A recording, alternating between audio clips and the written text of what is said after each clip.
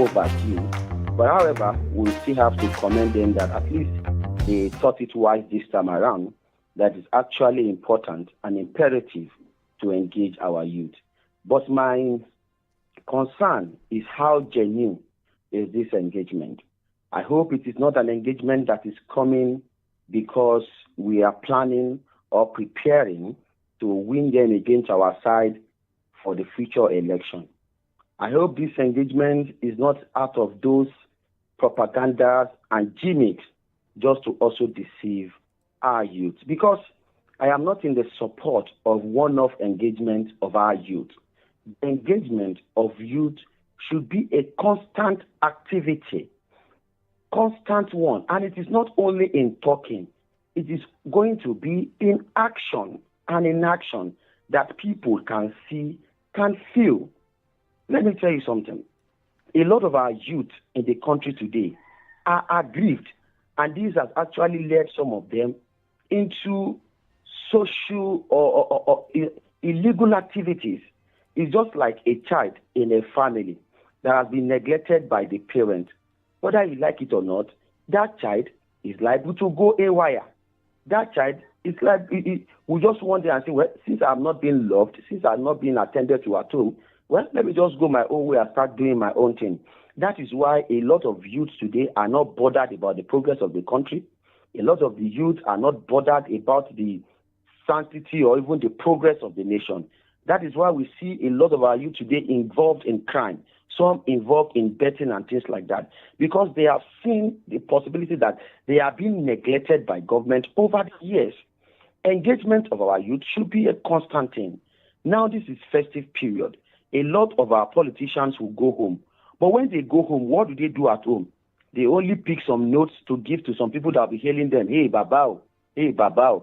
Or maybe peradventure, some of their cronies or their close associates coming together to eat suya, enjoy, and the next thing, a lot of them are back in Abuja. How many of them have taken their time to establish a skill acquisition institution in their constituency, where youths who don't have job can go there and get a skill that can enable them to be self-reliant? How many of them have been able to organize programs of 3 months computer literacy program that you can key in as a graduate? How many of them have organized an agro-business workshop for the youth in their environment? How many of them have been able to bring all the various youth groups in their community together to speak with them? No, this has not been happening. But however, now that they have thought it out, let's see how it goes. For me, it's a very good idea. Okay, so now, are you saying that the youth should create this engagements and opportunity? You mentioned some things that should be done. Is that on the side of the youth or the National Assembly? It's on the National Assembly. You see, the youth are vulnerable as far as our country is concerned now, because when you don't have the power, when you don't have access to the right things, you are presumed to be vulnerable. Now, it is the leadership, the House of Representative members, that are supposed to extend the olive branch to our youth. They are the ones that are supposed to call them. The youth have agitated for a while, for a long time, about being neglected. They have demanded for a lot of things from our leaders. They have demanded for accountability, transparency, but they have not gotten it over the years.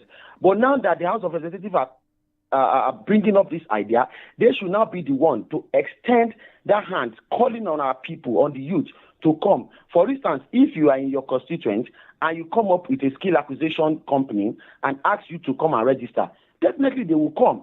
It may not be all of them, but those who are interested will be there. It's not going home and buying Okada for them to go and be doing Okada. No, it's not giving them palliatives that can for a long time. Those palliatives cannot work. We need things that will make them, that will sustain them, things that will make them to be able to contribute to the development of the nation. Today now we have a lot of short programs. Imagine coding. Coding now is one of the best things that anybody can engage in because of the advantage of the... Coding is difficult. Is it not just for people that they bring meaningful contribution to their society? What they only need is the platform, the avenue for them to be able to take advantage and do what is right. Okay. So Tajudeen Abbas actually promised that this engagement will come up more often. He says, I think one held in July and this one in December. So he's saying that it's going to happen twice a year. But are you concerned about the transparency of this public engagements by the National Assembly? Well, there's no concern. It's just that, just like I've said, the largest room is the room for improvement. Let them do it genuinely. That's the only concern. Let them do it genuinely. I hope it is not just an avenue to just cajole our youth and bring them to their, and after maybe the forthcoming, maybe next election, we don't hear of it again. Because in politics, the moment a governor or a president or an House of Representative member spends 1 year in office, the next year is preparation for their second term and their future political ambition. So I hope this is not out of those political gimmicks. Okay, but still talking about concerns, how about who is representing the youth at the public engagement? Because obviously it's not all over 150 million youths that will be at the engagement. So do you think that the representatives of the youths, is there a concern around that? Yes, that is another problem. But I hope this time I would like to call on our youth, especially the youth groups, because we have various youth groups, the students, the NANS, the National Youth Council of Nigeria, a whole lot of youth groups like that. They are supposed to be the representatives of the youth in all these engagements. There's no problem because it's not possible for us to bring all the youth in Nigeria together for this engagement. Definitely, we just have to be represented by certain numbers of people that we have entrusted with our mandate. But however, those that have been entrusted with our mandate, it is not left for them to be sincere. Because if we continue in the way that we are also agitating against, then there will be problem. If you are accusing politicians of not doing well, of deceiving you, and today now you also have the opportunity to serve your people, and you're also deceiving the youth who are your people, then I wonder where we'll be going.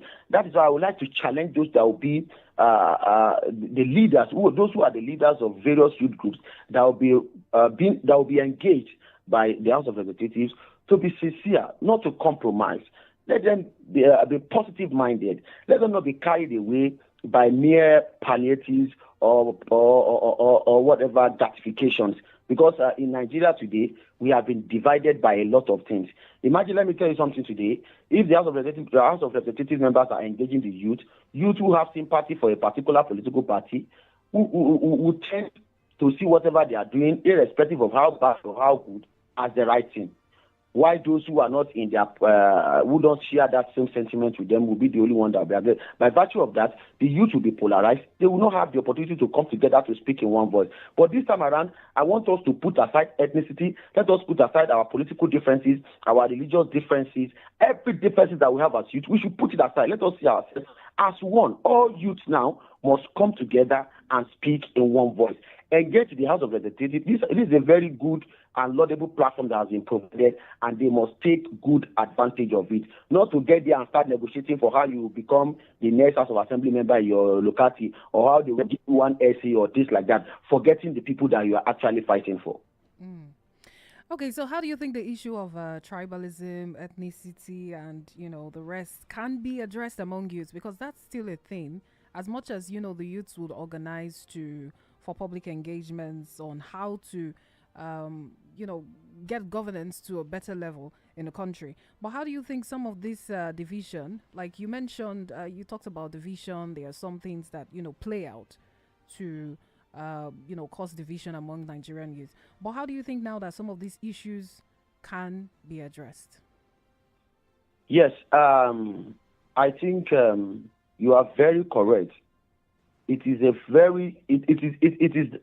fact of the matter that we are being divided. We are being polarized by religion, by tribalism, by a lot of things like that. But however, let us liken our situation now with the situation of a football team.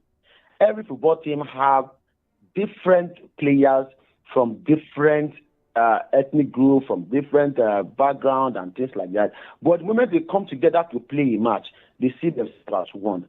And that is the only thing, too, that has also brought nations together as one. Now, as youth, let us see our agitation as something that will bring us as one. And what is our agitation? A better Nigeria, employment for the youths, better society where we can all live without anybody being oppressed. If we have this common goal as one, we will put aside whatever tribalism you are bringing and things like that. Because if we fail to put aside all these things, it will be difficult for the youth to achieve a robust engagement and a positive outcome of this engagement. That is why I'm saying that all youth groups this time around, they need to meet together and reach a compromise among themselves to say, see, if you continue to say because I'm a Yoruba man, this person is an Igbo man, so whatever the president that is a Yoruba man does, he is right. And tomorrow is an Igbo man that is the president. An Igbo person will say that because he's an Igbo person, whatever he does is right. We will not go anywhere, we will not achieve anything. Let us come and fight for a better Nigeria, not minding whoever is there, either a Yoruba, Hausa, or Igbo. The most important thing is Nigeria that belongs to all of us. And in fighting for it, we must put aside all sentiment. So the youth groups need to meet earlier, even before this engagement, to agree among themselves that all our discussion will be without sentiment. Okay. Hello. Good morning. Hello. Good morning. Welcome to Spotlight. Okay, I don't know what's going on. Please call and, I don't know, maybe check your network so that we can have a smooth conversation. This is Christmas. 0805-092-0927. That's 0805-092-0927. I'll take that again. 0805-092-0927 or 0705-890-4927. We're talking about the live interactive session with Nigerians that was held by the House of Representatives. And later on, shortly, we'll talk about the president's recent as last night's live chat, first live media chat. And, you know, a lot of us saw the broadcast. He addressed some issues. And so there's been just live interaction. And we want to see, we're talking about the effectiveness of these things. What you think, how far you think this will go to improve, you know, governance, Nigeria's legislative process, and even democracy. So you talked about, you know, it's not exactly the responsibility of the legislature to create jobs for Nigerians, is it? Isn't it about, I understand that they have oversight functions, but isn't the primary responsibility of the legislature to, you know, make laws and, you know, come up with, I think also check the executive and the other arm, the judiciary? It's like, isn't the executive the one that is supposed to focus on creating an enabling environment for jobs and dealing with, you know, everything that comes with investments and whatnot? All right.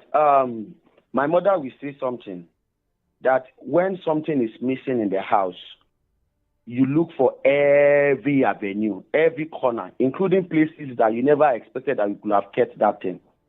The current situation of Nigeria now is not a situation whereby we need to start following the principle. We need we need a very radical approach towards addressing our situation. And let me come to the issue of unemployment. A lot of Nigerian youth are unemployed today.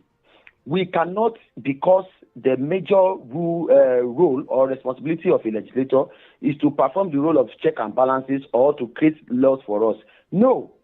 Let me tell you, the legislators have what is called a constituency allowance that some of them are earning. Some of them have opportunities of partnership with some various institutions and organizations where they have opportunity that they can leverage on to assist members of their constituents. Let me now give you this. See, there are private organizations today, private individuals that are coming up with industries, coming up with companies to engage, to employ people. Now, let us even forget about the principle, about the rules of what a legislator is supposed to stand for. But the fact remains that a legislator in Nigeria today is a rich man. As a rich man, what are you doing to develop your community? Let's even forget the fact that you have a mandate. Let us even just base it on the basis that you have money. Those money, what are you doing with it? Is it for you to just start spending or take alcohol, rent big house, or do whatever? No.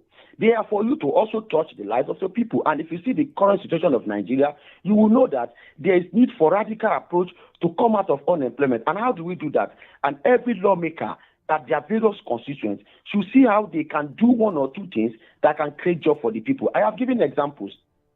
As a lawmaker, for okay, even the issue of a job is even one of it. Look at how many communities today have access to social amenities.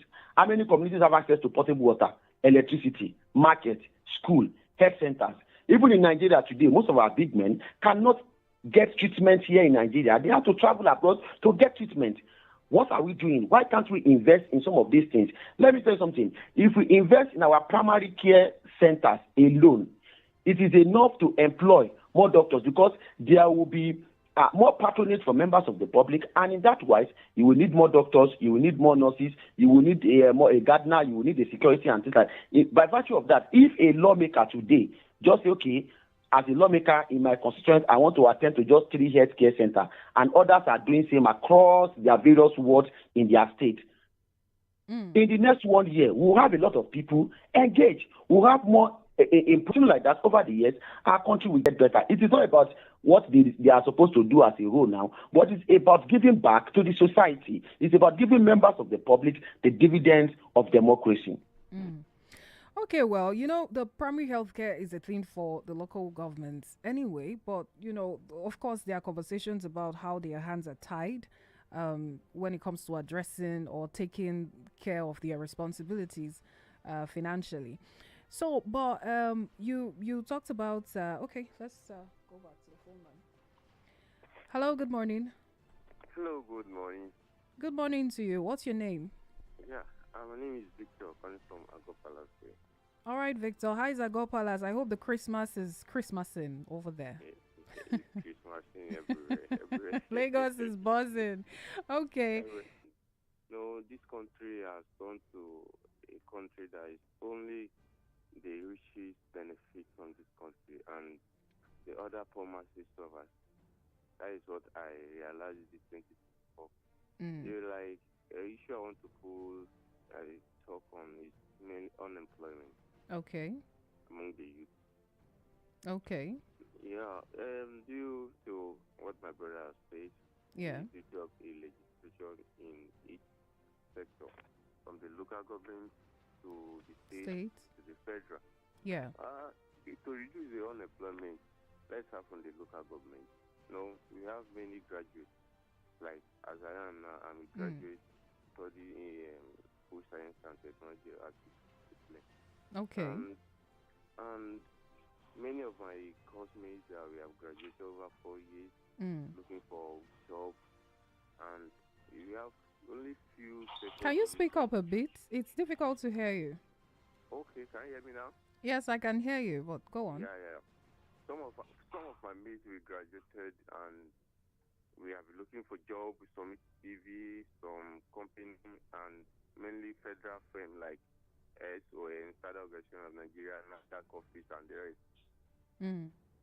We know avail of it. They won't call you for interview. They don't call for interviews. Okay. All right. And there are other means that the state government and federal government will provide a sector that can give employment. Let's talk about the agricultural sector. Like in our villages. Yeah. If there's social amenities, if there's water, there's good road, then they can provide agricultural sector like poultry farming. If they have a big farm that they can be training fowl and fish, at least it will create another employment. All right. Okay. To the youth. And all these things will reduce. They should be doing at least to reduce the unemployment.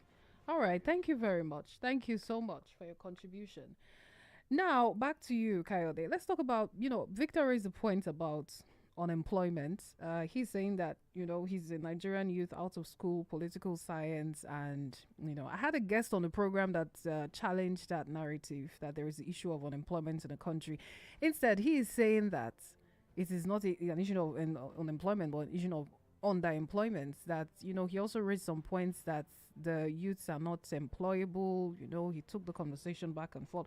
But now, let's talk about unemployment, really. What are some issues you see when it comes to even employment into civil service, into government organizations, and even with private sectors and graduates it's themselves. Do you think that a lot of youth now are even looking for jobs? Because is it like a way to make fast cash? Is the mentality already there to say, "Oh, I cannot sit and work from morning till night"? Let's just look at it holistically, with within as much as we can save time. I think some of the youths who are saying they cannot actually sit down and work for several hours too, they are also correct because there's no more dignity in labor. Let's look at it. Those that worked for 35 years, our pensioners today, how many of them are doing fine? How many of them have access to their gratuities and their pensions at the right time? Let's now go to those that are currently working the civil servants. How much are they earning? What is their take home compared to the economic reality of the country? Let's now go to other developed nations. See, the best way, civil service is not the only way for youth to be employed. Youth can be employed in the entertainment industry. Youth can be employed in the sports industry. Youth can be employed in various sectors of the Yeah, economy. but now, Depending, yeah, sorry to cut you there, but what I'm saying is these are, even if it's government owned, it doesn't have to be civil service. But what are some loopholes you think? What are some issues you think with the employment process when it comes to getting into these government organizations, be it in sports, in entertainment, or whatever? okay, you're talking about the major hindrances now, or what are Yes, challenges that we yes, can note yes. that. When it comes to Yes, employing. you see, in Nigeria, I hope God will help us. The most important thing that have actually ruined a lot of things for us is corruption. Today, do you even have the job? I was only just trying to create background of even those who are saying that they cannot work. Even the job, do you even have access to it? Today, now we have a lot of people who are working in the place that are not their field. It is about no person. Once you don't know the senator, you don't know a professor, what do you call it, the president or the governor, you don't have access to job. That is number one. Then number two is the issue of what do you call it this time around? The issue of this the institutions themselves, the system of Nigeria these days is so corrupt in such a way that a physical education man can be working in a bank. It's so corrupt in such a way that somebody who does not even have anything in relation with a particular field will come and will be given a higher position than those who are. A lot of people don't even have career progression and things like that. These are some of the challenges that I've observed. Most politicians have stolen the various avenue of employment for the youth. There is no merit. People are not being employed based on merit. There are a lot of graduates today who have good grades, who are efficient. They are the one riding bikes. Yeah. Those who don't have the good grade, who even bought their way out of the school, they are the one now holding the positions of authority. They are now the one in the best positions in various civil service. And today we are talking about productivity. How do you have a productivity when you put the wrong person in the right? But at this point now, how do you think youths can help themselves? Because do you think that the choice of course you study now in university matters? Do you think there are some courses that when you study, because there are opportunities online actually, do you think it's important that youth should go with the trend, the global trend as it is, so that even if you can't find job in, and again, the same youths, because we've heard reports of slot selling in federal service, federal ministry and government offices, be it in whatever sector. We hear that, oh, you have to pay millions. We've heard reports like that you have to pay millions and then they'll sell the slot out to you allegedly for you to get the job.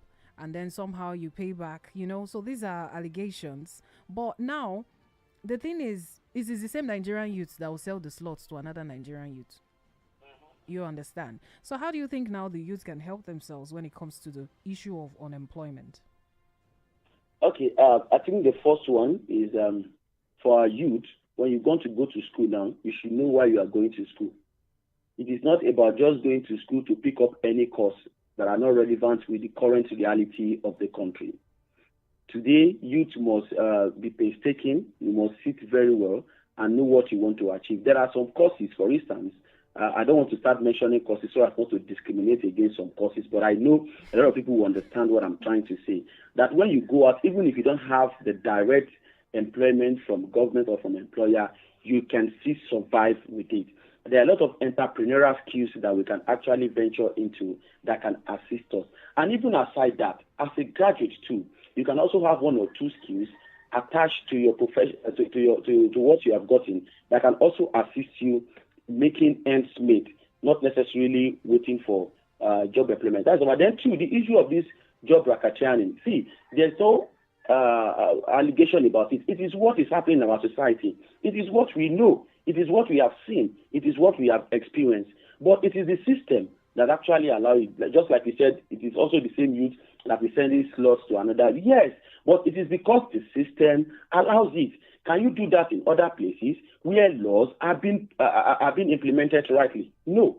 So I think my advice to youth now is, aside our education too, we can engage in some skills that can help us. You can also engage in farming. I think, but the only fear is that I will also call on the Nigerian government to make our environment secure. A lot of you today going into into entrepreneurship. You open a shop. Tomorrow another frustrated youth bought that shop. Tomorrow you say you want to go to farm to go and start farming. The another frustrated youth is into banditry, and he comes here and kidnap you. So where do youth go from here? So there is need for the system to be sanitized. There's need for our government to provide the conducive environment that can allow youth to be gainfully employed independently, not necessarily waiting for the civil service. Okay.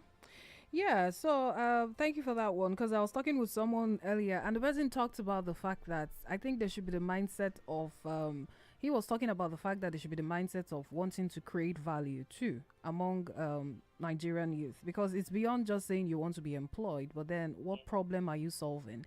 Because, you know, we are part of the government, whether we like it or not. And one way or the other, to influence change, you have to be in the system to be able to influence change. But not to move away from what we're talking about, which is the public engagements. How do you think, what suggestions do you have for improving public engagement sessions? That's between NAS and Nigerians. Yes. Come again. I said, what suggestions do you have? How can it be improved? I mean, what kind of adjustments would you rather see when it comes to public engagement sessions? That's between the House of Representatives and Nigerians. I think number one, we will have to start from the various community end. That is every lawmaker from their various constituents to see how they organize a regular meeting with various youth groups. That's number one. Then number two, there should be various programs that will bring the youth together in how to reorientate them, on how to instill into them the core values of the nation. We can also come up with different competitive programs, including sport, including academic, including entertainment or whatever. This will also assist the youth. You see, we need to keep the youth busy in our country. That's number one. Then number two, there is need for this, the use of technology to also assist. Imagine when we were talking the other time, we're like, oh, we need the youth groups to represent the youth in the engagement. But with social media, with the media, we can engage all the youth almost at the same time. That is also another improvement that I will need to this. Then in various programs and policies of the government, the youth too must be involved, must be carried along. Budgeting, coming up with policies or programs on education, on just like we're talking about employment, the youth too should be invited to come and say their own side of the story. They should be allowed to provide. For instance, now the current tax reform by the president, I would have loved a situation whereby some youths too are also engaged, involved in the processing, even in the implementation too, in the implementation of some of the government policies and programs. Okay, so now I want to ask you two things in one. What impacts you see this public engagements having on Nigeria's legislative process, one? And what are some core issues you see with governance in Nigeria? Not like the governance itself, not politics. Okay, number one, in terms of legislation, when you come up when you are coming up with laws and policies on people that you are to govern, their input definitely will assist you in getting the best out of that policy. I think that is one. It's going to add value to the legislative system of the country. It will enable our House of Representative members to know how the best way to be able to come out with some of the laws that they'll be making for the people. That is number one about that. Then number two, in terms of government, if you douse tension, when you engage people, definitely you will doubt their attention, because a lot of people too are also aggrieved because of lack of information. But during engagement, there will be access to information. Secondly, there will be access to education, knowledge, and learning.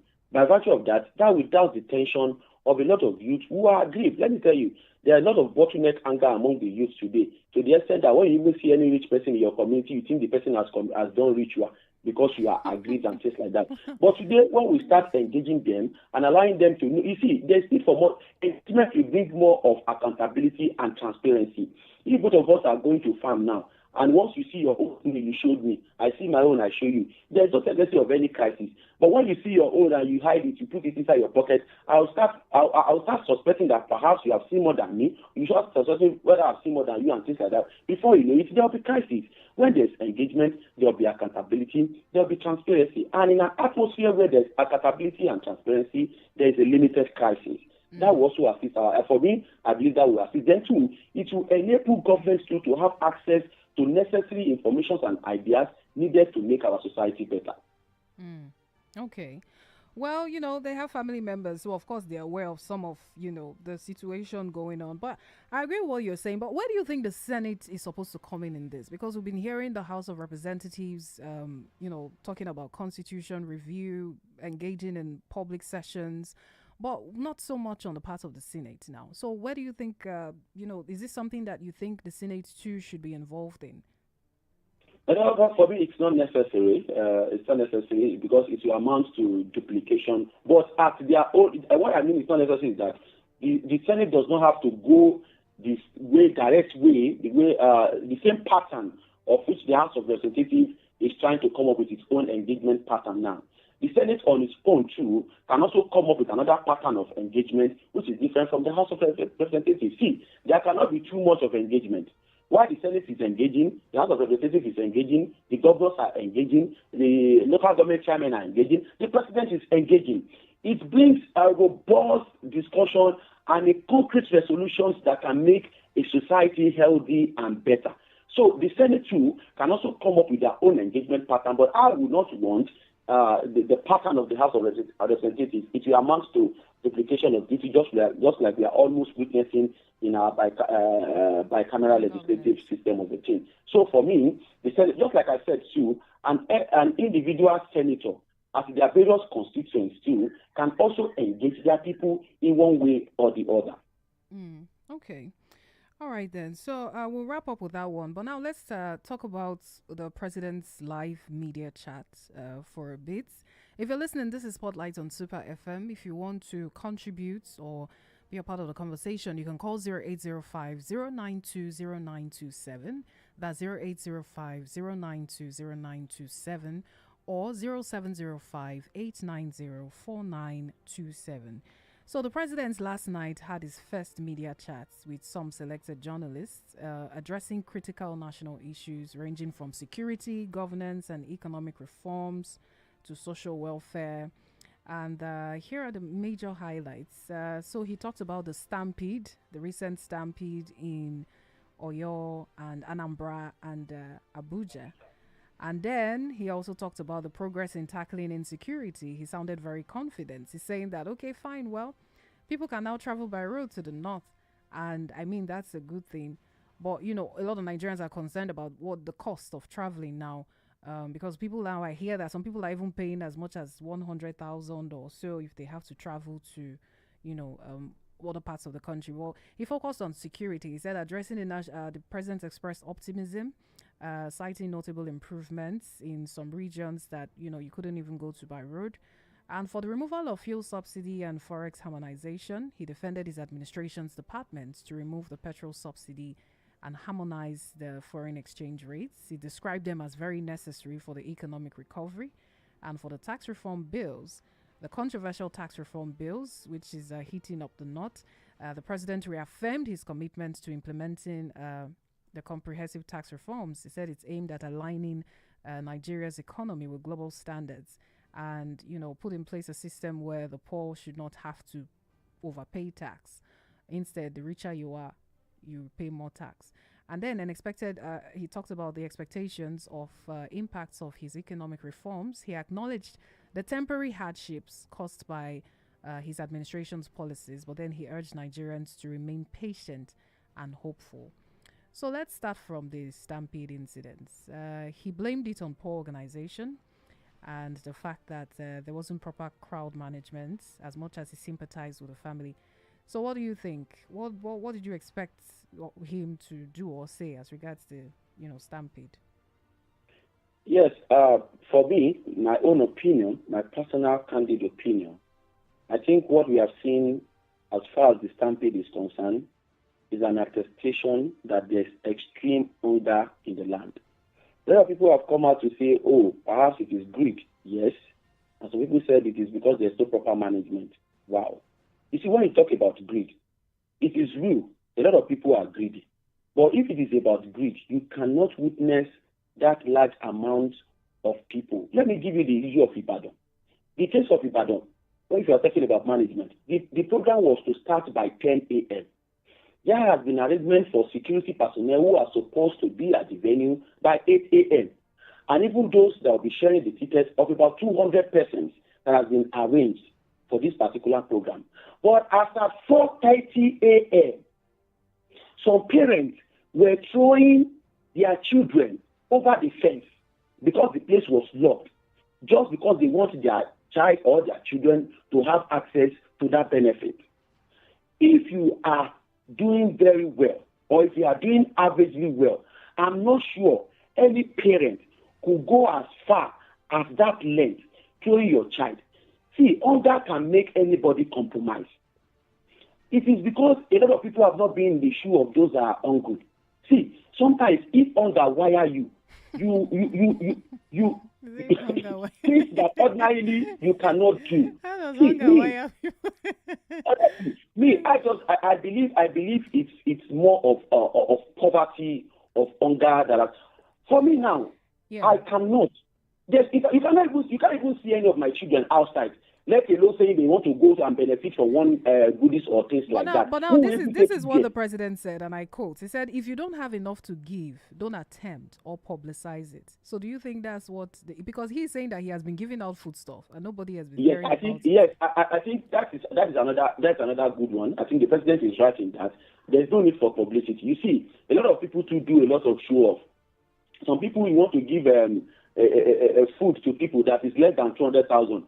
You went and do an advert of about 500,000 for a food that's not up to 200,000. I think that's another aspect of it, because the case of Ibadan too was actually aggravated by publicity, because a particular radio station that actually aired it is a popular radio station that is being listened to by a lot of people in that particular city in Ibadan. And so by virtue of that publicity, there were a lot of people actually came up. So I agree with the president that there's no need for publicity.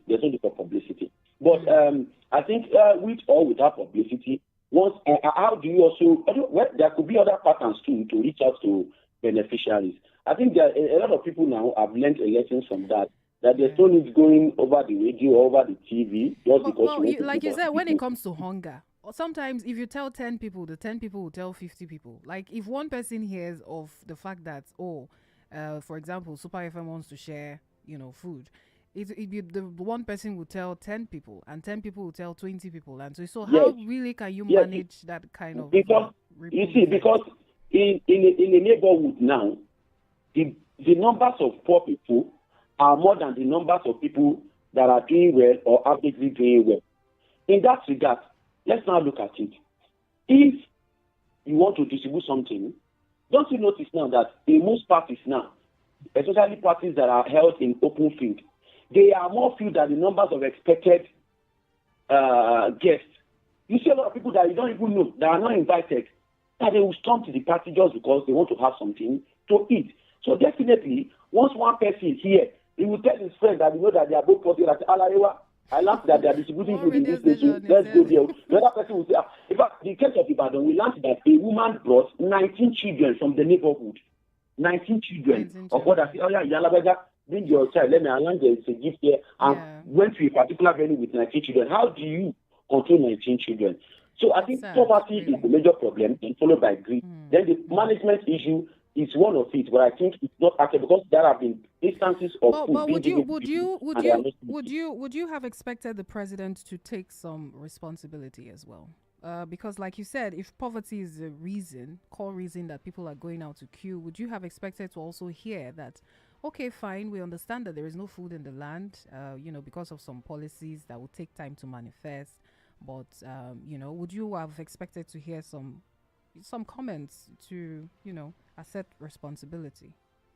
That's true. Yes, that's true. Because my dad will say there are times that you will be hungry and they will give you food you will not eat. It is not every food that one must eat. Sometimes you look at the situation of things. For me, I think it is unreasonable. It is unreasonable for any parent to start throwing your child over a fence just because what exactly do you want? Okay, let's look at what they have lost now. Can it be quantified to whatever they are going to get?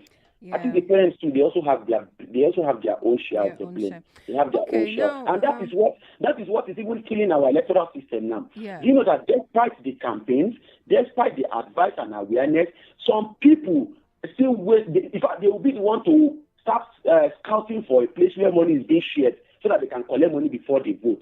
Despite all the fact that, in fact, a lot of people have collected in different elections more than 3-4 times, and they have seen the result that is not actually palatable. But yet, the next election, they still want to collect. Okay, so now, because of time, we have about 6 minutes left. So, like I said, there were some points, about 5 of them. So he talked about the progress of tackling insecurity, and I quote him. He says, "Today, I have confidence in my security architecture.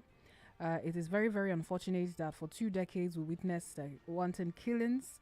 I remember when I had to pause my campaign to pay condolence visits to Maduguri, Katsina, Kaduna, and Kogi.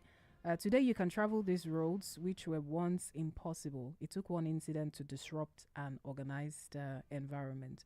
So, what do you think about the progress of? What do you think? Yes, I think there is an improvement in the security system of the country in some terms of surveillance. I think I want to agree with the president in that regard, because we were all in this country a few years back. Virtually, in fact, it is the day that there is no bombing or the day that there is no kidnapping that it is news.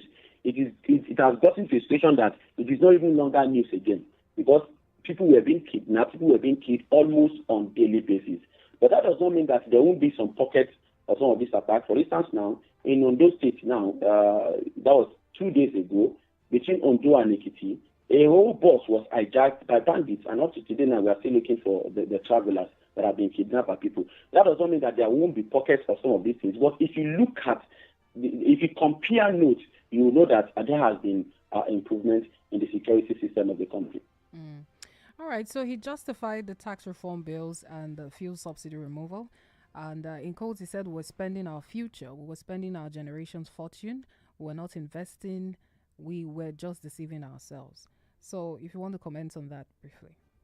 Yes, the president has said it several times, and he has actually asked us to be patient. Let's continue to be patient and see how the things goes. But for me, I know that since the removal of subsidy, we have not actually witnessed that expected progress that we were actually looking for when the president was coming on. But today, because today now a lot of things are on the high side, you can't even go to market today. If you are going to market with 100,000 naira now, you will come back with poly bag, just a party things in the poly bag and things like that. So there's need to address this issue of inflation and things like that, because whatever policy we are coming up with, once it doesn't translate into surplus, once it doesn't translate into people having access to surplus, for me, I'm not actually in support. Okay, but how about the alternative, which, the alternative, I think that the CNG initiative, how well do you think that has fared with lifting the impact of the fuel subsidy removal? The CNG too, it's a very good idea, but let's look at the conversion rate now. As I heard, well, I'm not an expert, and I'm not sure I've actually converted my vehicle, but I learned that converting your vehicle now to CNG too is also at a very high cost, and that is where government need to also come in. If possible, especially you can even start with commercial vehicles, trying to convert some of these things at a very low amount. If I'm to convert my vehicle for almost 300,000-400,000 naira, do I even have that 300,000-400,000 naira at the moment to start converting converting my vehicle? That's number one. But in terms of a lot of people that are caring more about the safety, I think it's safe. If you have the resources, one can convert. But then too, for instance, there was a policy by government that most government institutions now should start buying vehicles that are CNG. Or we see them buying vehicles that are petrol now. They need to lead by example. Yeah. So, do you have concerns that recently Malaysia banned the use of CNG cars, citing safety concerns, the fact that some of the cars just blow up, and some experts have talked about the fact that the heat. I don't think the CNG is. I think it's designed for a particular climate, not for the type of weather we have. So, do you? Time. Even in Nigeria, we have actually witnessed now. I think we witnessed it recently, whereby 3 persons were actually injured. Yes, it's correct. But this one that is more safe for us, that is very nice. I think that is what we need to work around it. I agree. I agree with this and that. Okay, so for the tax reform bills, he put his foot down. He says tax reform is here to stay. We cannot continue to do what we're doing yesterday in today's economy. And he emphasized the importance of creating an efficient tax system that fosters economic growth while reducing dependency on oil revenue. So some economists have raised concerns about, looking to tax for revenue generation, saying that you cannot tax a poor man that has not eaten and, instead boost productivity. I understand that, you're not an expert when it comes to this, but just from general knowledge now, from all the conversations that you've been following online, the Northern governors kicking against the VATs, and I think that there's supposed to be an increment of VAT, and then talk about the allocation that's supposed to be rejigged. So what do you make of this, the tax reform bills? How do you think it affects the common man in a way of buying, just living better? Yes, I think according to the president and according to the handlers of the tax reform, I think they have actually told us that not every poor man will be paying. At least there are a certain level of persons that are expected to pay that tax. That's number one. Then number two, I would just advise the president to listen to the people. Because once you have a policy like this that has been generated controversy, it is very, very important to listen to all sides so that we can make all adjustments where necessary. We don't have to just be rigid. Because what we are actually trying to do is to achieve progress. And those that are going to be paying the tax are some of the people too now, or even most that are even going to benefit, because some governors are also raised agitation about it. So it's actually important for the president to listen. But however, for those who are experts too, or for those who know more about this tax reform thing, I think we need to look beyond sentiments too. If they know that it's for the progress of the nation, there's no point trying to thwart it. Okay. All right, and then finally he said expect positive impacts of his reforms. He acknowledged the temporary hardship caused by the policies, but then he urged Nigerians to be patient. In his words, the reforms come with temporary hardships, but conviction about this long-term positive impacts is key in this journey. It is not going to be El Dorado for everybody, but the new dawn is here. So what do you think? Is it a hardship that will stop in the next decade, or what do you foresee? I am not happy with this. The way we mention hardship in this country, as if hardship is just a I don't know. We just describe hardship as if it is those that are facing hardship that know what hardship is all about. Hardship is not something that we should even be proud of. It's not something that should even happen at all. We are still facing the hardship of the first subsidy. If tax reform will bring another hardship, that would be hardship pro max. God will help us. Okay, all right then. So now let's wrap it up with how we started. We're talking about the public engagement. Your final thoughts on it, your expectations of the youth, what you think the youth should be demanding for at this point, now that this opportunity is presented to Nigerian youth. I mean, yes. The House of Reps opening up the doors to say, okay, now we want to interact with you. What do you expect from the youths? What are some demands you expect that they should press for, and how do you think that this can be better over time? Yeah, I think our youth now should start demanding for improved accountability. 2, inclusiveness.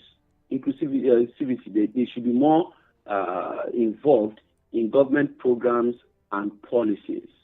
Then 3, there should be provision of a secured, conducive environment where everybody can thrive without necessarily waiting for government.